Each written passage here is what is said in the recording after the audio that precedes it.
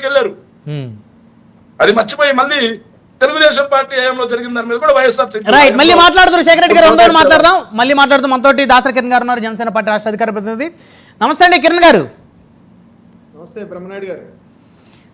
So భూ కబ్జాదారుల తాట తర్వాత తీయచ్చు, ముందు రాష్ట్రంలో ఇష్టానుసారంగా చెలరేగిపోతున్నటువంటి ఉన్మాదుల తాట తీయమని చెప్పేసి వైసీపీ వారు అడుగుతూ ఉన్నారు.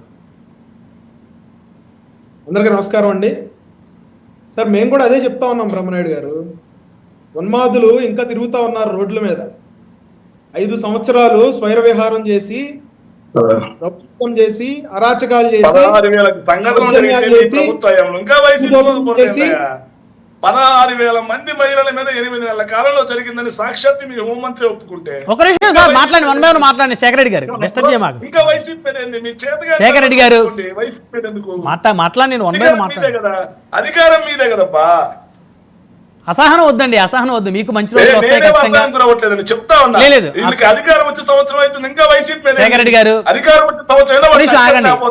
అధికారం ఆగండి, అడ్డుపడ మాకండి. వారిని మాట్లాడండి, వారి గొంతు నొక్కే మాకండి. మాట్లాడండి సార్. బ్రహ్మనాయుడు గారు, నేను చెప్పిన దాంట్లో వైసీపీ అని ఎక్కడన్నా అన్నానా? అనలేదు. నేను అన్నానా? కృష్ణాంజలి గారు మీరు చెప్పండి, నేను అన్నానా? అన్నా వైసీపీ ప్రభుత్వ హయాం నుంచి వచ్చింది, నువ్వు అనలేదా? శేఖర్ రెడ్డి గారు, సమయం అందరికీ ఒకే విధంగా ఉండాలి దయచేసి. వైసీపీ అనే మాట వచ్చిందా లేదా రీక్యాప్ చేయండి. రీక్యాప్ చేసుకోండి. వైసీపీ అనే మాట రాకపోతే నేను నా మాటలు విత్డ్రా చేసుకుంటా.